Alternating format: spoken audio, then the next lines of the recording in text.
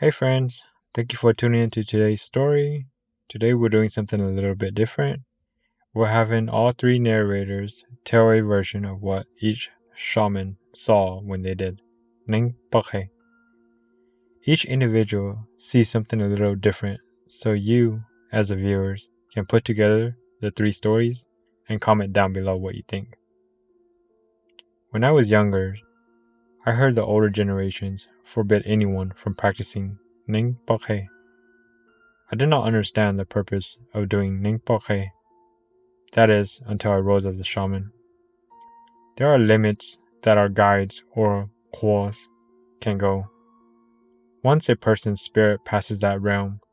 we, as shamans, can no longer go and fetch their soul, unless we use the last resort method, Poj Qhe. Why I say it's a last resort method is because it's used for retrieving spirits that have gone too far, where our guides can no longer go. Based on what I saw and know, Poj Qhe comes in the form of a butterfly and leads us when we enter the underworld. The deeper we go into the underworld, the more dangerous it becomes, and our life eventually becomes at risk. Just imagine the Disney movie Hercules. When Hercules jumps into the rivers of soul and becomes older the deeper he gets. Growing up, I've heard my parents tell stories of how people died while doing Hmong style Poj Qhe. All I knew was that the ritual was done around a fireplace using a spoon. This limited knowledge made me nervous. What if I die while practicing it? What if I never come back? What if I get stuck? A million questions, right? Here's my first experience using Poj Qhe. When I made my trip out to my master's house, I tried Poj Qhe with him for the first time. I was so nervous that I waited to be one of the last ones to go up. All those rumors that my parents told me started to creep back in. I had no idea what I would see, whether that be dead people, or ghosts, or wandering spirits. There were over 10 students sitting around a fireplace, with the shaman bench being right in front. Everyone else grabbed a chair and formed a circle that wrapped behind the bench. Each group went in a trio of 3. The most experienced shaman would be in the middle. Meanwhile, the newer students each stayed one to the left and one to the right. My master was in the middle, along with 2 other classmates, took their seats on the mahogany bench and faced himself towards the fireplace. Each person was holding onto their black veil and began to secure the veil on their heads. The whole time, when you do Neeb Poj Qhe, the fire or charcoal must be live at all times. We're normally red veil shamans, but when we practice Neeb Poj Qhe, we switch to black veils. The first group goes up, and my master, along with the 2 other students, put on their black veils. My master begins to chant and calls Poj Qhe. For some reason, when I think of them calling Poj Qhe, I thought that there was going to be a scary presence in the room when Poj Qhe arrived. It wasn't like that at all. The chant went on for a few minutes. Then slowly, each person begins bouncing their legs up and down and starts patting their hands on their lap. All 3 people's motion went into sync. It was as if their movements were moving in a symphony. The session seemed pretty ordinary until 5 to 10 minutes in. Then, all of a sudden, one of the shaman siblings on the right side of the bench started crying uncontrollably. She continued crying for a few more minutes as we called them back by spinning the spoon back around. It took a few more minutes for them to come down from the session. When they finally got back from their journey, the motions of their feet bouncing and their hands patting their thighs started to ease. Then it came into a complete stop. They all lifted their veils as everyone asked to see what they saw and if they were okay. We all asked, "What did you see?" The shaman sister, who was crying, responded, "I saw my mom and my brother.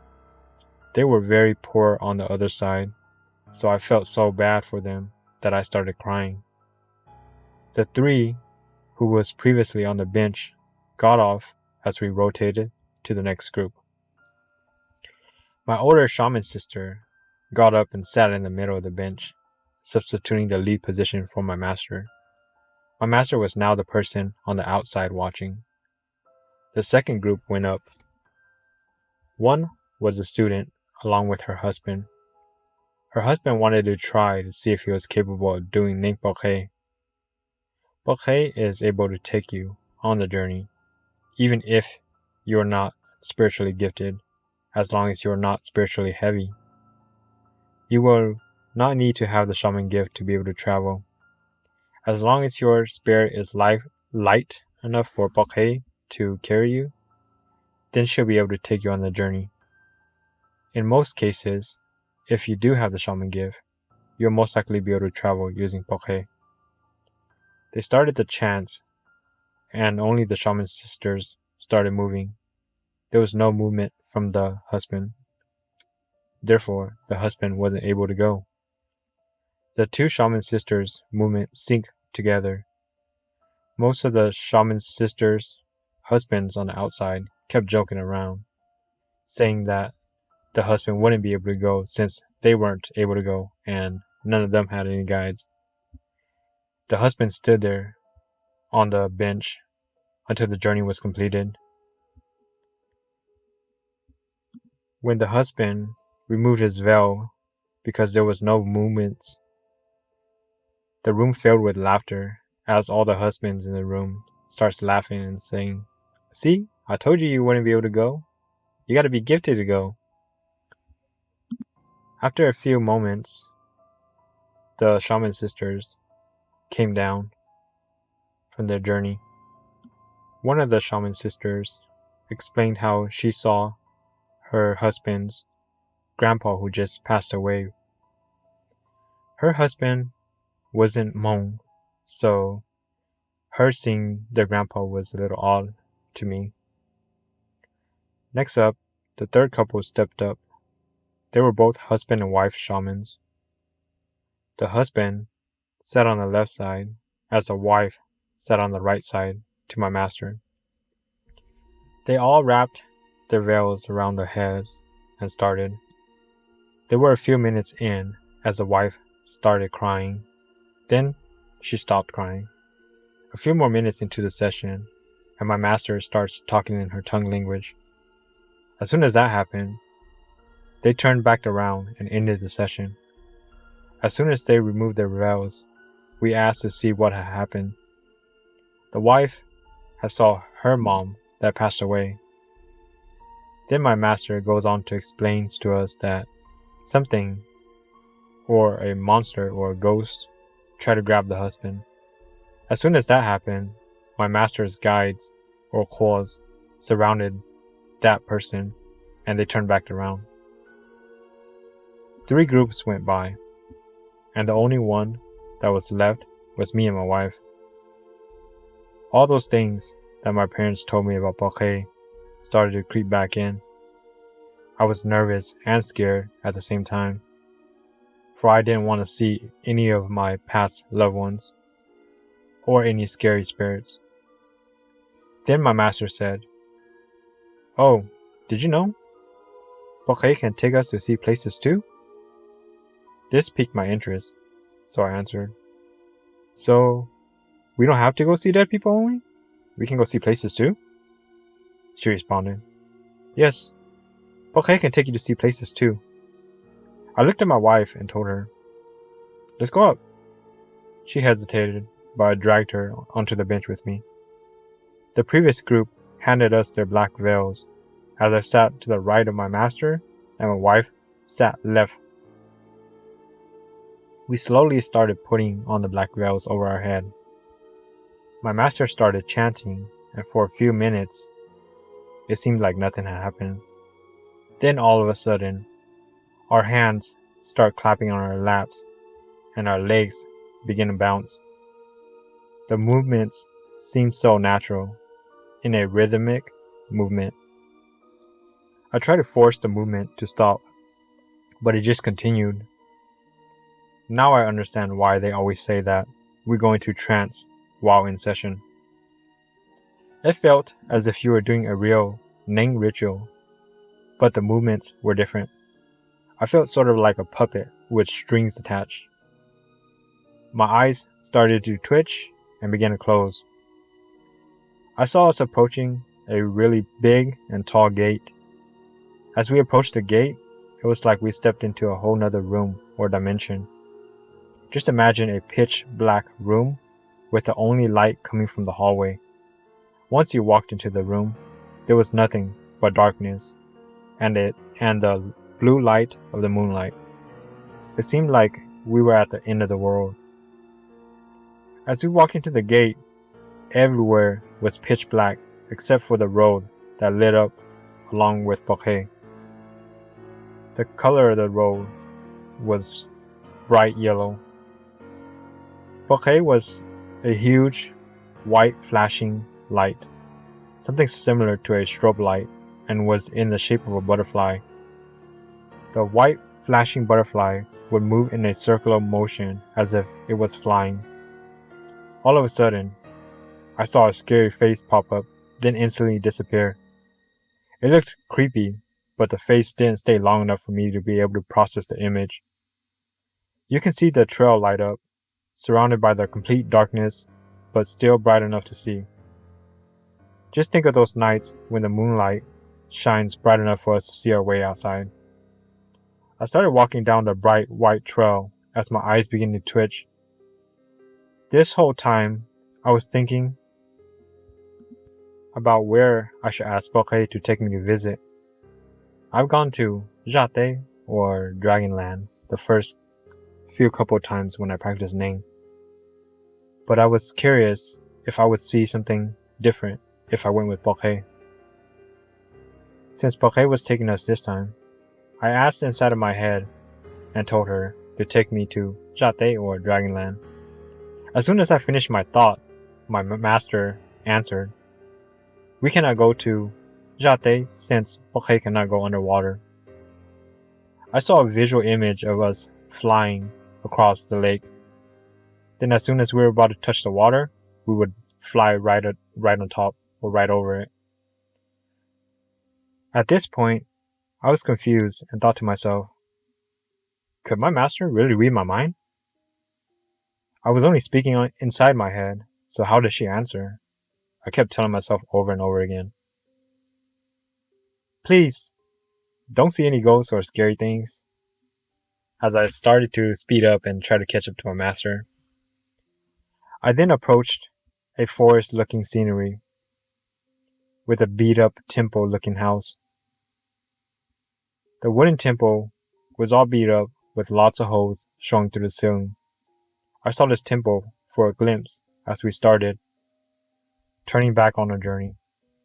As we got closer to the gate, you could see the ray of lights start to grow lighter and brighter. Once I crossed back over the gate, the light completely returned. Our legs eased and stopped bouncing down by itself. Our hands stopped patting our lap as well.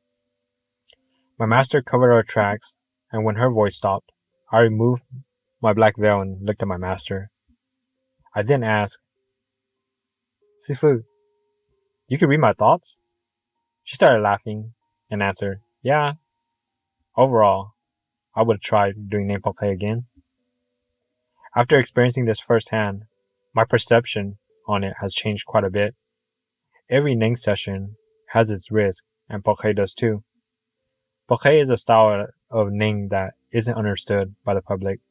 It has its pros and cons and should be used as a last resort. My family and I had gone over for a gathering at my Nisifu Lao's house. Nisifu Lao is our Sifu's master.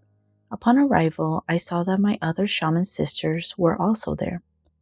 During dinner, it was brought upon us about us performing Neeb Poj Qhe. We had spoken about performing this Ning a few times before, but never had a chance to perform it. The excitement among us grew,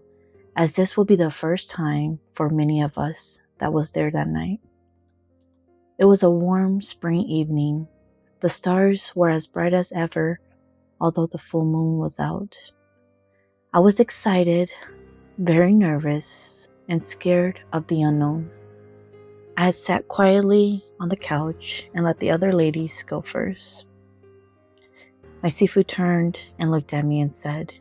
"You should try. You see so well, you should go and see what it's like on the other side and come back and tell us." I was known for having really good vision because when I traveled to the other side, I could see the details of everything, ranging from the color of the floor to the texture of the surrounding areas. Everyone kept insisting that I try with them. I finally agreed and sat in between the other two students. The three of us took a seat on the bench and placed our veils over our face. My hands were starting to sweat, and when I opened my eyes, all I could see was the red veil in front of me. I felt my chest rise and sink with every inhale and exhale I took. My breath gets heavier as we wait for the Ning to start. I closed my eyes and tried to clear my mind. I then started to hear my fellow shamans as they started their chants. Before I knew it, the motions began. My hands started patting on my laps as my legs began to lift up and down. All of a sudden, I see yellow at my feet. I looked around and I was on a yellow dirt road on the side of a mountain. We were surrounded by green tall trees. The trees were slim and swaying in the wind. Reaching the end of the forest, I noticed a light fog. As we progressed forward, the fog started getting thicker and thicker. We kept walking until we reached a bridge. Along the bridge, I can see people reaching out over, trying to grab my feet. It was like a bridge going over the sea of dead people. On the side of the road, you could see dead ghosts reaching out and trying to grab a hold of you. As you passed each ghost, you could feel the emotions that they felt. We were surrounded by tons of lost souls. I was worried that I'd see a demon, but luckily there was none. These souls were hungry. Their clothes were ragged. They each had a request, but I tried to stay focused on each step that I took moving forward. As we passed up the mountain, we approached a river that we had to cross over to the other side. I panicked and was frightened of proceeding forward, fearing that I'd see even worse things, so I decided to turn back around. I asked my claws to take me back and to hide our footsteps so no one could follow us home. Once they guided me back, I simply lifted my veil and was back to the waking realm.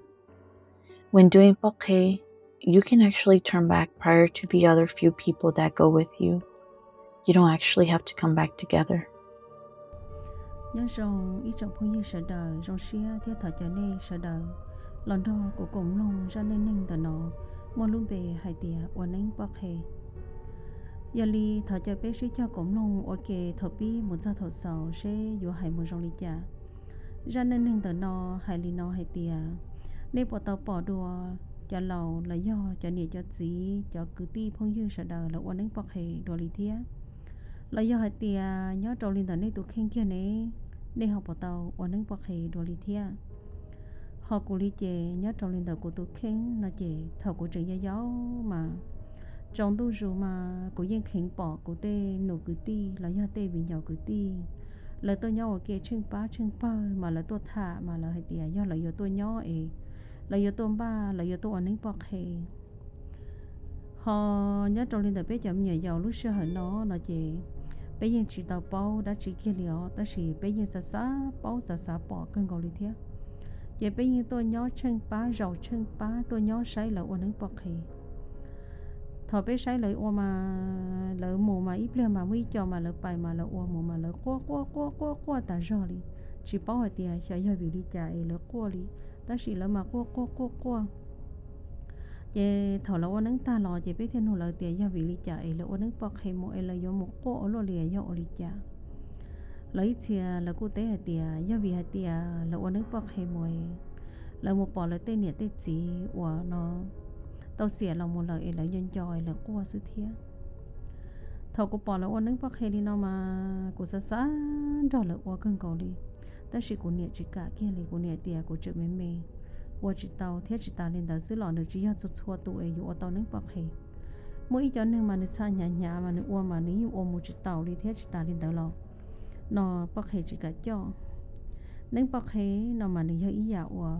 chỉ một khoản nâng lọอยู่của tàu theo giờ tiệt có giờ tôi nên xả xí là giờ tiệt nhưng mỗi giờ nên ở lại tôi chơi là tôi bóc ở đang bóc hay là nó giờ có chỉ đến thôi là một kệ xứ ấy là giờ tôi cho kệ thế là giờ tôi hú bóc hay có chỉ đến đó là một xứ là chị có của tàu thế nhớ trong tài cho nó chị là giờ chỉ tăng lúa tha ý là lìa bé bỏ tên này tên gì nên nó này nó là ôn nó ngày là tăng lúa tha đó là giờ trâu ít lúc chú tơ này có chỉ chia cho trong tờ chị là giờ mỗi trái địa cho là cho trong tờ lúc họ chú là chị là giờ xì trái địa nó kiến gì lúc họ chú chị là giờ hồ có bác hệ cho tiếng hàng tờ mù chị cho nên tờ giờ chị li chân rõ thế nhá trong tờ cho nó mà chị họ có ý lưng xứ lò có nhiều tàu họ chỉ họ địa ó lên ô kê mù là những tàu họ giờ địa bé lên ô kê mù là những tàu thiết thầu là giờ biết cho nó chỉ là giờ trâu lúc chú thơ có chia lo theo một trái địa kiến gì lúc họ chú tờ theo hồ bóc hệ cho tiếng nó một sấy ba rau có nó chỉ ít liệt sự chỉ giờ tiệt có giờ tụi nâng xa xí chỉ có chỉ li chanh chỉ có chỉ li thìa ý là có nhiều nâng nữa chỉ có chỉ li mù đi là sữa thầu cho nâng đỡ dùng cái lò như tí dạng cầu li thìa là giờ chủ mỗi tụi nâng nhớ sao đồ nọ ấy nữa chủ mất trái điện nó kỹ trả cá thế nữa chủ hồ có bác hệ cho tiếng nâng nâng mù nọ này vậy rồi hồ gọi là bác hệ cho là trả cá lò chế nữa chỉ là thế li lò tàu thìa họ chỉ chứng chấp là mà tuổi nhớ sáng đầu nọ mà nữ hay giờ chủ hay tôi nâng lầu ở nữ bốc tá là do nữ tin lý thế nữ như chơi kỳ ra địa rồi là mù thế chơi kỳ ra địa rồi là trắc cá lò do thì tôi nâng nọ nữ chỉ hay tôi nâng bốc tá chỉ do lên đó nữ họ chỉ chơi kỳ ra địa rồi là mù thế chỉ chơi kỳ ra địa rồi là trắc cá lò thế là chỉ nữ do ý dạo chậu chơi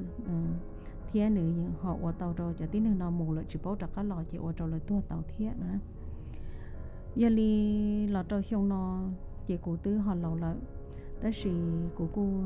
một hiệu của tụi nhện sư phụ nhớ trâu kia đấy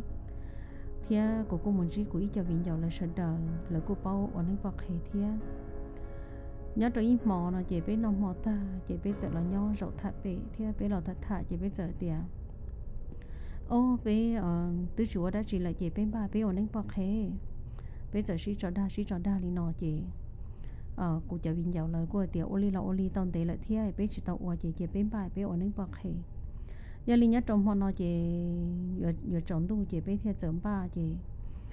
nó bên ba trầu khỏi chú bên ba tờ ba khỏi chú rồi thêm bàn tàu nó tên này vậy rồi giờ sĩ chọn tàu cho là cho thì hậu là cho phổi cứ dùng trên mỗi dạng là ổn nắng thế đó chị bé thêm ba trầu ta chị nó bé trâu tao lúc họ chú chia rồi chị bé thì lò rộng gì để họ chú ba sẽ lên từ họ dùng một vấn đề nó chị nhớ trong họ nó mà bé chỉ mới chống này bé trộm lên để trâu xả lưng để bé tôi nhau khi nó sợ chị bé sẽ được là nhớ rộng gì để lúc họ chú chị nó nhớ trong đó lúc họ chú nó mà nữ nhưng chẳng hàng liều do vì tiền thầu cho sát hậu lợi nó chị lúc họ chú nó chị nữ giống nhà lúc tấn chi này vậy nữ bỏ kế nó có cho khỏi sát hậu nó mà nữ cho trốn tôi chị nữ lúc họ chú có trốn nó chia này chị nữ giống nhà lúc tấn chia nữ bỏ kế nữ cho có kế mù này chị lúc họ chú nó mà chẳng hạn do tụi nhá sáng đồ nó say mà nữ chủ say lúc họ chú có cho giống chị bút gọi lúc họ chú tôi liều giờ từ lúc họ chú tôi lại chị cho sát hậu chị là chị bỏ kế lại nó cho nắng mùa lại chị là chị bỏ kế lại chị nửa tao say trâu lúc họ chú nó ta li chị bút gọi lúc họ chú nó tôi liều thế về cuối tôi hiện giàu cho trò của tôi nhớ xưa cỡ giờ do ở tuổi su su ổn định ta thằng cỡ ôm mũi ít lia liên đầu chỉ trò còn là thì xưa trên cỡ chợ ghi lò lại thiệt thằng cỡ ghi lò chè của tôi nhớ xưa hay tia có của nó ta xí lúc sợ nó mà của lúc sẽ nhân trai cơ li vì tia tê lầu là ý chữ bia hay tiaวันนึงปอกเฮมาอยู่หมู่ปอเต้เนี่ยได้ตัวย้อนตะเกเที่ยอยู่หมู่ปออยู่เต้เนี่ยเต้จีว่าตัวท่าสิเน่งหมดแล้วกูอีลูเชียนชายกูอีลูเชียนยังสาวว่าเที่ยvì hạt tiaกูเนี่ยเรายังเสียหมดเลยเที่ยเจกูยังจะย่อกูเนี่ยก็กูยังสะสาปอกูเนี่ยเที่ยกูยังสะสานทอกูเนี่ยถ่าเอาไปหลอกเจกูยังสะสาว่าเที่ยแต่สิกูหอนจนชายเที่ยเจกูตัวเนี่ยซื้อหายจีหายตัวกูหายเตียcái chi mù ấy con nhện lò mà cho có ô kê mù nửa tư bắp bao thế nửa tư ô đua lò lợi chè nửa mà ô cho có ấy nửa cho có mùa kê cái chi mùa chè của xã ít lia chè của thiên li hải tia mù lò mù sấy rong li chả lò cả lia linh ta do dù chỉ sĩ chè nhưng chỉ bao sĩ ấy thiên li bao chè của thiên li tế hải tia ô li lò mà ô li là ô li ô là ô nói giờ thật thơ rong nhát trong đời của luôn nên ở của anh bọc hệ nữa của giờ chẳng mua họ trên trai ta do thia ta sĩ cũng luôn lỡ thả mà rong đi của lọ gì cơ trong lỡ sợ đời đi thia của thia của tôi nhận lẩu ưu thia lì là rộng đời lúc trong nên tìm một trong đời lúc họ chú của cho viên giàu thia cho bây giờ là của sợ đời là rộng rề trong đời ưu thia là sai ưu anh bọc hệ thia lời thiên li mua cho phùa là giờ đến tao đu lọt trò cũ thia cọ cũng mất khí trong tao cũng tao hầu rộng dạ li cho tin nên ủa là dụ nắng ấy là khí này vậy lời bây hồi thì giờ cho thì hầu này vậy về của tôi này lầu là nữ cô mua nữ cho là khí ý dạng cầu thia về của tôi này sư phụ nữ thiên li mua trái địa là khí gì trong tao lúc họ chú thia nữ hay tia có bao khi cho muốn gì tôi gì tê ấy cho một sai ba rau khoa ấy cho một sai lo va tệ cái gì lông tệ đỏ nếu hai đi nó chỉ do gọi là cho một trâu xã hội đã tệ lỡ giờ này cho chỉ tao bao ấy hai tia ba rau qua là do va tệ cái gì lông tệ đỏ do đã chỉ còn đời nó chỉ này do khó chờ ở nhà trâu đời cho kế ở tao cá ít tu tín này ở nơi tua một lợi em nơi có một thay thế là do một cho bao cho giờ chỉ này tao là cho chờ đời nó một do cho và chẳng mua chẳng cho cô kể chạy chế thầu mấy thứ năng xỉa chế tụ chỉ khoa kể là do tụ chỉ tờ kể đó này vậy nước xa tụ nâng nó mũ nó chế thầu một sao trong đó khỏi chân đó nó chế này giống mỗi ít dọn đâu lia cho lọ khí đó tụ tí nâng và tuôn đó nó sẽ tệ và sát sổ nó vậy giờ nếu mỗi khí đó tụ nâng đó sẽ tệ chế này do hai đó khi đó tụ tí nâng nó hay tiệt còn do nếu một dọn đó thay chân nó ấy do lỡ hai trong nửa hai tiệt còn nếu muốn đó là nhỏ ấy nếu muốn đó là tế cái tế đỏ thế còn được muốn đó là rõ ba rõ qua là chỉ còn được tế đồ là hai tia nữ tứ tế nữ đi tế mi tờ tứ tỏ ta lợi nữ lon trả lợi nữ chỉ tế lợi là chỉ là luôn theo lý do cho nữ kế một đồ tận thế nữ theo lý do tàu một chỗ bao chỗ giờ ta chỉ là cho nữ chỉ cho quốc kế chạy lợi nữ họ là cho kế chạy chia là do hai tia cho nữ một thua cho nhà kế dàn cho chỉ món lên thứ món lại cho lọ kế chạy đắc hòa trâu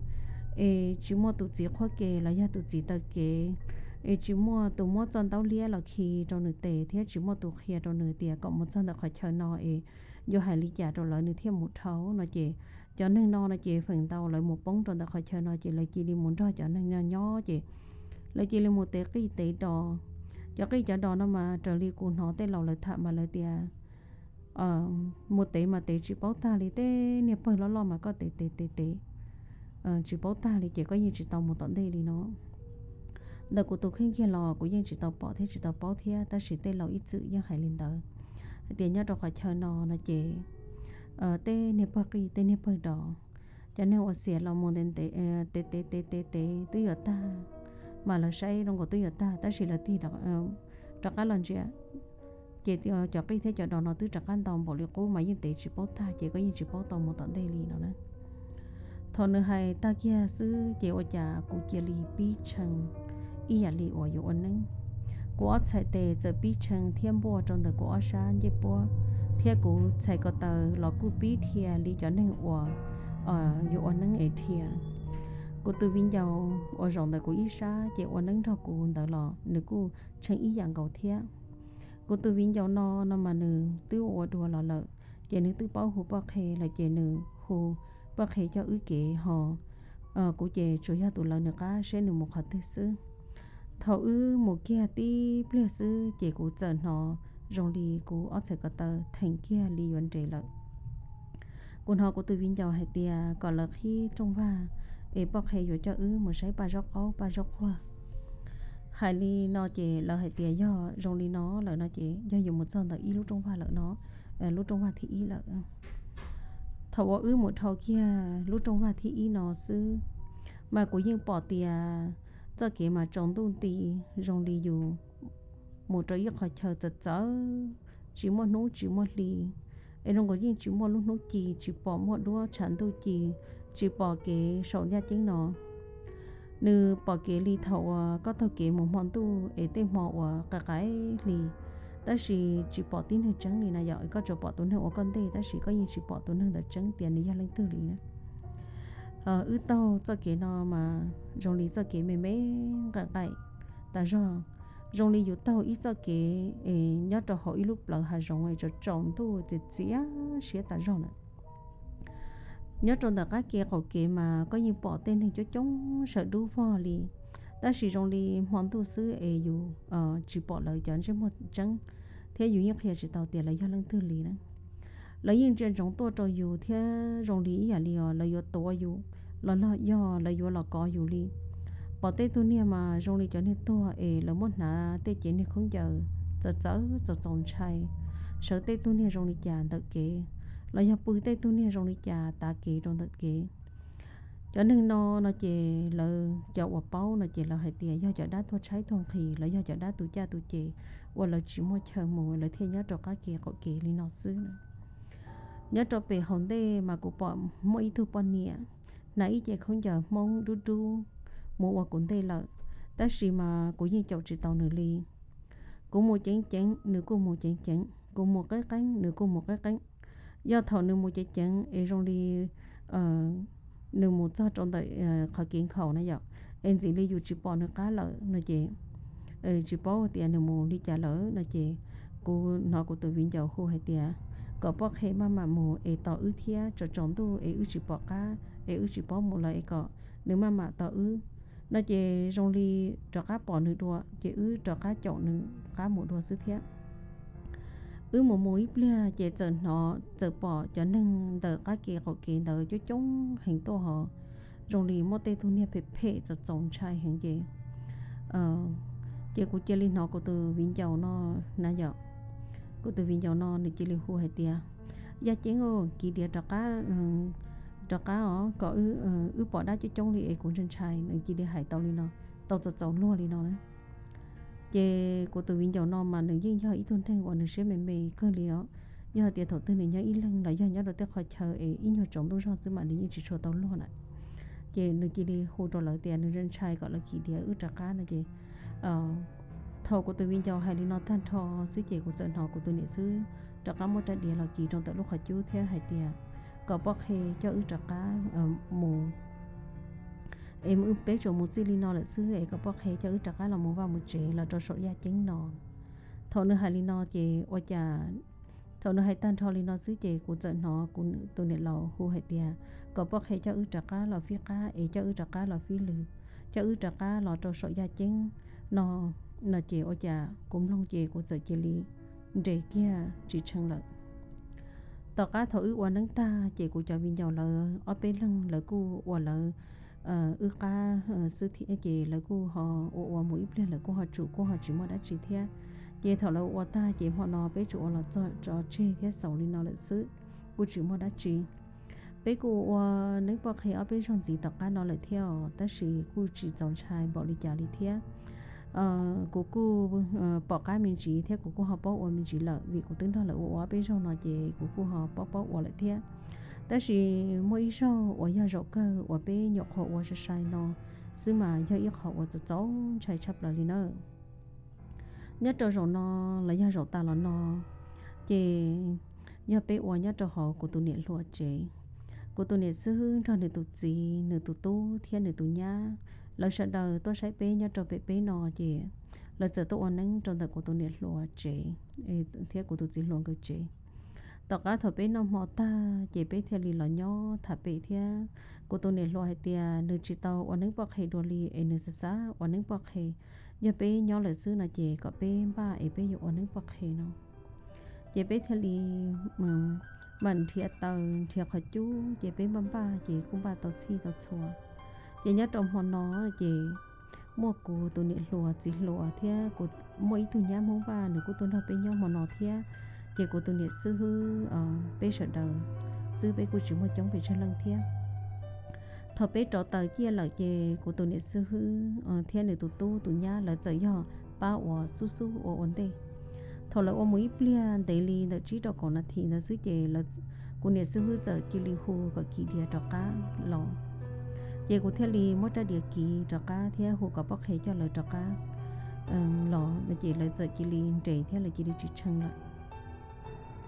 của theo li nói tia do oli chạy nên họ một say ở lúa họ cha họ chỉ một con té mình chỉ để của tôi niệm sư nửa theo tế của hai tia cho do oli chạy li tia cha trong li chị nhá nhá em một chiếc tàu liều theo cha lại bé nhục họ qua một ít bia dưới cha chỉ đi bỏ tụi này lo rong lý tụi này lọ nè nó rau ta kế thế thái bé kế thế chỉ ta lên đó xứ lọ nó có lý tụi lọ đó lúc này chỉ một phê cho trồng chay rong lúc rong lý ở tụi nhà nè nó này chỉ rau thái bé kế lợi chỉ của thế lý khu gỡ có kỷ niệm bé trả lọ xứ thầu là chủ là chè của tụi này xứ họ hay cho cô hay tiền có họ cho lời một sẽ có họ cho lời mùa nên họ một sẽ nên họ bỏ đi dạng đi bé bỏ theo cụ thể là tế thì oli là tao mà sẽ lên từ do tụi dân cho của mùa lấy về cụ thể của tụi này lùa cho đầu tụi nhát mỗi ban đầu bé theo li ô kê mùa rồi nó bé lên ngồi kê mùa về của nhà tụi rồi tròn tròn ra họ của tụi nhát mỗi ban đầu thì tụi này lùa đầu cái ở lưng do ở tụi rồi đầu của ở xa thợ bé mỗi cho phụ là khi cho sợ bé tao ta rồi về ý là liều cho chị nâng ngồi kia là yêu nâng tới này ta là chị của tôi niệm sư theo lý mua ra địa là kỳ trong đó lúc hỏi chú theo hồ cọp bọc hè cho bé một say ba róc có thằng nữa hai lý nó ta chị bây giờ chị lý bí chân chị của giờ chị lý bí hồ bọc hè cho bé kể mù nhớ trong đời của tôi khi mà của niệm nhục họ xỉa trên đấy là nó xứ theo của niệm mà bé họ mua cái chơi chia sư vị tiền lời là một chơi lại này ạ ôi cha bé một ít lia sư chị một thầu cho trong va theo một thầu tê hà rộng chít chía theo thầu tê đã tôi trái toàn khí nó ta chị là do đã tụi cha tụi chị nó ta chị giờ bé giờ mù cho trong đời lúc đời là do lúc khai chờ ba róc qua tại nó đấy là do cho va tê kỳ luôn tê đòn tại nó chị nhớ trâu rồi nó mà cũng mù mà cũng họ bỏ tụ bóc hay nữa chờ nữa họ chỉ dùng đi giá ta thâu lò của bỏ nhân tài của hồn tê mà của những bỏ mấy tụ bông bài đó đó dạo qua cũng tê cho của kế xứ tụ bông bài nó chỉ nữa cho của kế tụ bông bài nó mà của xã tiền đi cho tụ bóc hay rồi vậy chỉ này cho của kế chỉ nữa mù qua cũng tê cho bé lợi của mama nữa của mama của một chén nữa của một chén của những chậu chỉ tàu nữa nếu phim ngô cũng tê là ta do lý lợi thế do thổ tư của chị bỏ nước cá là chế của hồ nếu cũng mà qua cũng tê cho của kế có của bỏ cá một thế ở nhà rồi nó mà của những xã họ của lúc xưa thì của dòng muốn gì thế dòng muốn có bỏ của nhiệt sư đi của dòng muốn cho của nhiệt thả thế do vị đi cha của nhiệt một tuần tệ đi nó thì nhớ đi cha là do của nhân gió của nhiệt chỉ của lúc xưa những xã ta đi thì của hồ mà của nhà trụ một có bỏ của nhiệt sư ôi cha của giờ chia li một giờ đâu được họ chơi để nói chị họ bắt chị ba rau cô cho chơi tệ cái tệ đòn để nói chị giờ của giờ chia li một bỏ của nhẹ nhớ trong đời thay chơi nó thế chị của chia li một thả của nhẹ chị của cô giống như là nó dùng chữ chỉ tao dùng đồ khen đi nó vậy chị của cô trò của nhẹ y nhập lên nhân tệ lòng theo giờ thầu có uốn nước bọc hệ mù nó mà giờ giờ có bỏ có tên nhiệt tê gì là do có bỏ ý có thể chứng tê rề có bao lỡ mà tê lò là ít chữ tê do câu nấy bọc hay mùi nó giờ có bỏ là giờ có chó có là có chỉ tàu nó chị có trong này bia để lòng thầu có ta chị có chợ là thầu tận đường tàu một trò tận thì rồi giờ đi tè của chợ tàu cho kiện từ một đùa lại này vậy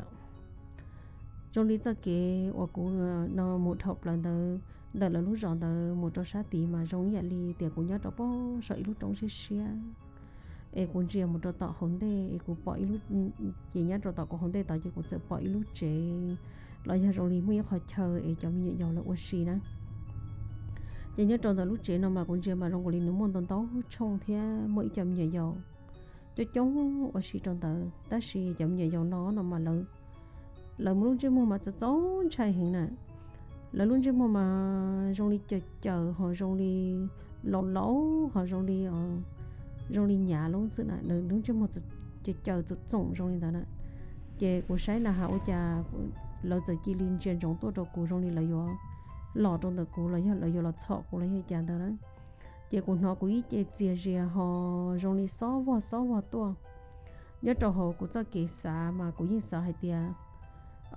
chỉ tao là nó tao đây mà nếu mua tới mình thì hơi chờ đến chợ nó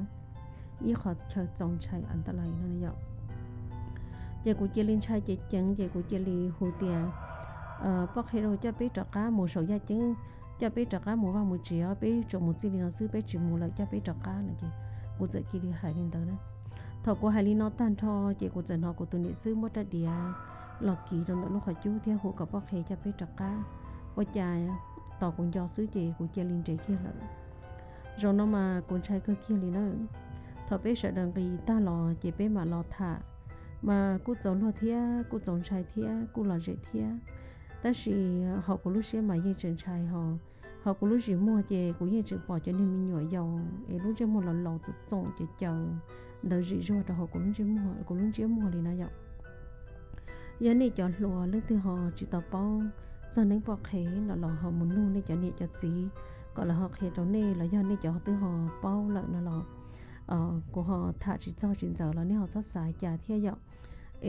nên họ mua cho tôi nên họ mua này lý cho tôi xỉa lấy cho tôi bịa rồi bên lòng theo có bên họ bao theo bên họ bao bên họ lừa giàu lấy cho bên họ uo này chỉ biết theo bao cho một xí thế cho một uo rồi giờ tận thế là có rộng đồ họ cũng nó vậy ở trong đó này sợ đầu ở đây trời lần đó của cũng lòng của ra nên là nó thia thọ còn đây sợ đầu nó có nhớ rồng bên mặt đi xin đi đùa đầu lựa ra nó ở trong đó